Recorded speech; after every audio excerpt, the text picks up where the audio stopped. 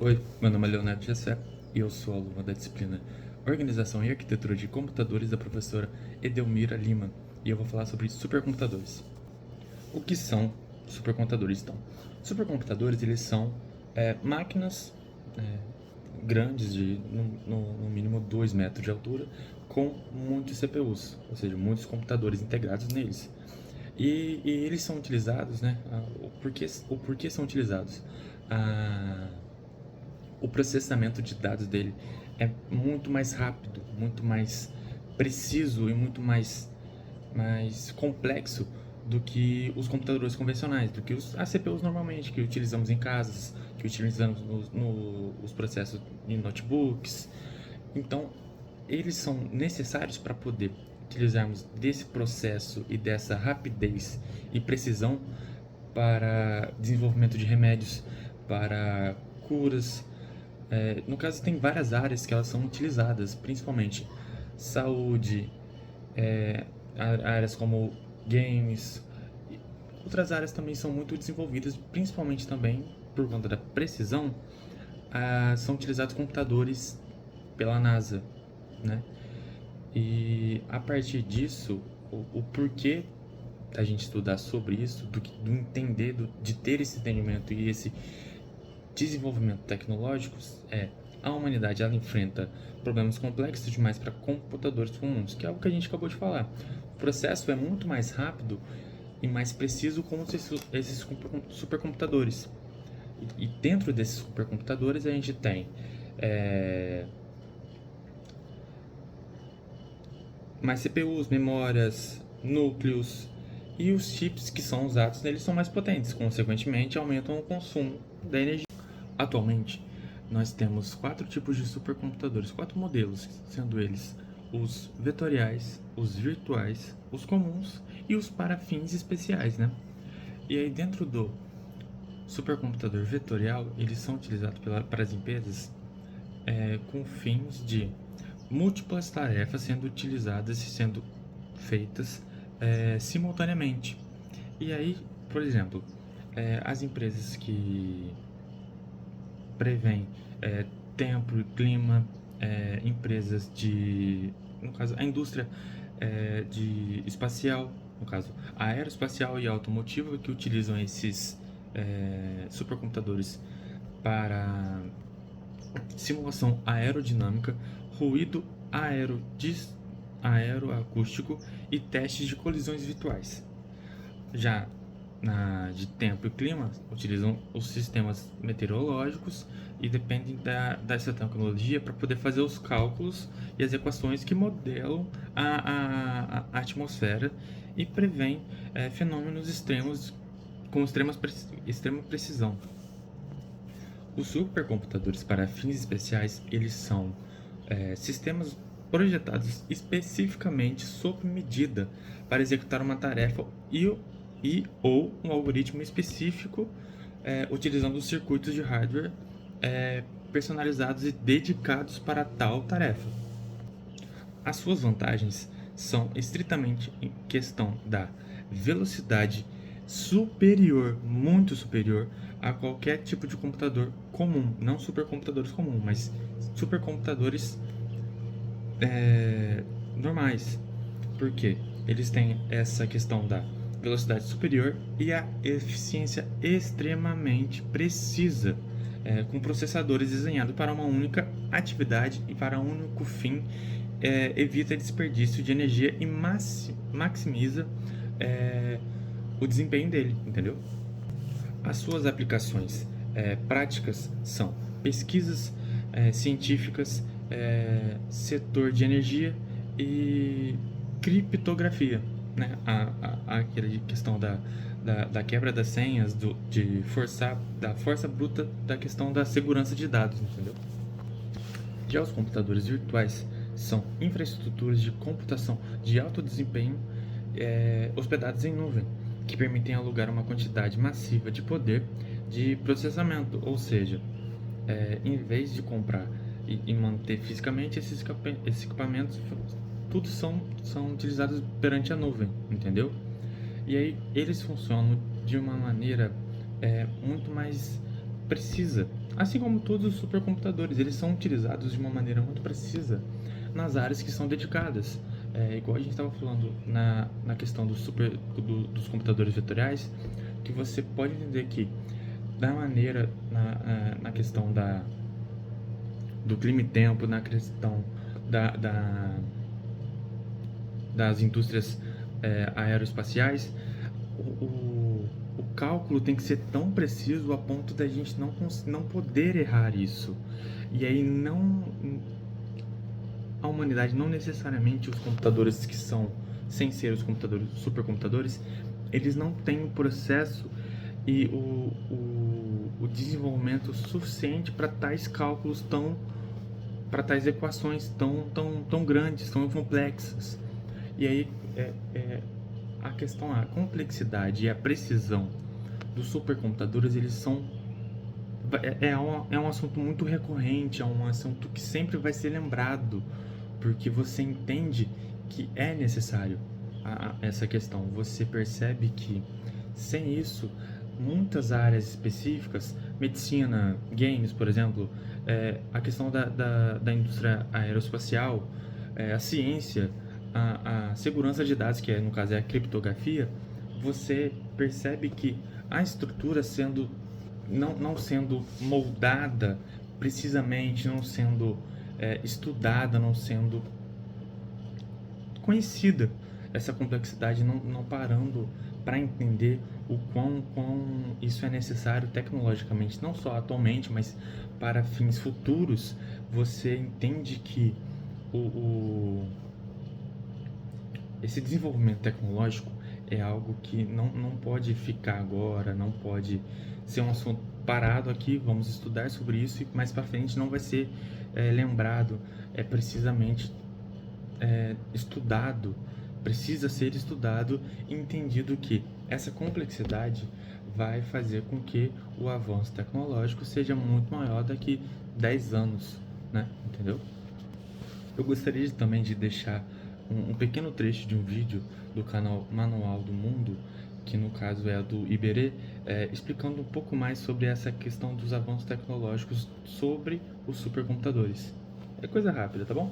A gente que está assistindo que adora jogar no computador, e quando a gente fala de supercomputador, a primeira coisa que vem na cabeça é um computador que vai rodar aqueles jogos numa super, ultra, mega high power definição. Para mim que trabalho com vídeo, eu logo pensaria que um computador desse seria muito legal para editar vídeos em 8K, que é uma resolução pesadíssima para um computador. Mas e se eu te disser que não é bem assim, que ele não consegue fazer essas coisas? Primeiro, é bom deixar claro que sim, um supercomputador é milhares de vezes ou até milhões de vezes mais potente do que um computador comum que a gente está acostumado a usar. Só para vocês terem uma ideia, o Dragão, que é um dos supercomputadores da Petrobras, tem um processamento equivalente a 4 milhões de celulares ou 100 mil notebooks desses mais modernos. E não é só o Dragão, a Petrobras tem outros 4 supercomputadores. O Grifo, que já foi o maior supercomputador da indústria de petróleo do mundo, o Andrômeda, o Fênix e o Atlas. Possuímos também empresas que utilizam os supercomputadores comuns, que são mais para rede local, rede LAN, mas que ainda, mesmo assim, a empresa necessita de uma vasta e larga rapidez e o processo mais precisamente, né? Mas a sua estrutura ela é mais baseada como se fosse um computador de mesa mesmo, mas o seu processo interno, várias memórias, é um processo muito rápido, o hardware dele é muito mais eficaz e aí o desempenho obviamente continua sendo muito mais potente, né? Então a partir de agora a gente consegue entender que os supercomputadores eles são muito importantes, né? Em várias áreas que a gente pode utilizar eles, né? Que a gente já falou ao decorrer do vídeo, né? A área de tecnologia, saúde, ciência são áreas muito necessitadas de processos rápidos, precisos e equivalentes ao resultado positivo. E esse processo que os supercomputadores eles precisam dentro dessas específicas áreas, seja elas com cálculos muito complexos, muito altos, muito grandes, seja na busca de uma precisão de um remédio, para curar uma doença grave, para poder desenvolver jogos. Isso é tudo uma questão de precisão muito alta que nem sempre não, que os computadores comuns, que a gente já veio falando que é computador que é utilizado casualmente nas casas das pessoas, notebooks que não tem um desempenho muito preciso, entendeu? O que a gente pode entender é que supercomputadores são muito necessários para o desenvolvimento tecnológico em ambas e vastas áreas da tecnologia. O que é necessário ter num computador para que ele seja um supercomputador? O que é necessário para ele ser um supercomputador? Então, processadores, grande capacidade de armazenamento para guardar o processar volumes enormes de dados, redes de alta velocidade conectando os diferentes componentes do supercomputador com total agilidade, software especializado que permitam utilizar todos os recursos disponíveis. Ou seja, a se pensar o supercomputador ele é dando um exemplo de quebra-cabeça. Então ele precisa de várias peças para no final você entender que aquilo tudo tem uma linha e tem um desenvolvimento específico e um processo a ser feito. Então um componente ajuda o outro para que memória, o software no geral seja muito bem utilizado, seja muito bem eficaz. E aí a gente vai voltar a falar sobre a questão das principais áreas de uso da tecnologia: medicina, videogames e DCF. Sobre os futuros e os desafios em questão dos supercomputadores, a gente tem 3 temas a serem abordados, que é a questão do apoio multidisciplinar, é uma tecnologia em constante evolução, e os cyberataques e a segurança imposta dentro dos supercomputadores. O apoio disciplinar ele se baseia e se concentra em 4 áreas de pesquisa, que é o design de computadores e chips, que busca a independência tecnológica europeia, em questão de pareamento, as ciências da Terra, que com as aplicações como mudanças climáticas, qualidade de ar e poluição urbana. É tudo uma pesquisa dentro disso. As ciências da vida, incluindo genômica, proteínas, medicina personalizada e a simulação de órgãos. E também, por último, mas não menos importante, a engenharia, que abrange energia eólica, nuclear, fusão e fissão, além de transporte, modelagem de voo e outros sistemas meio complexos, sabe?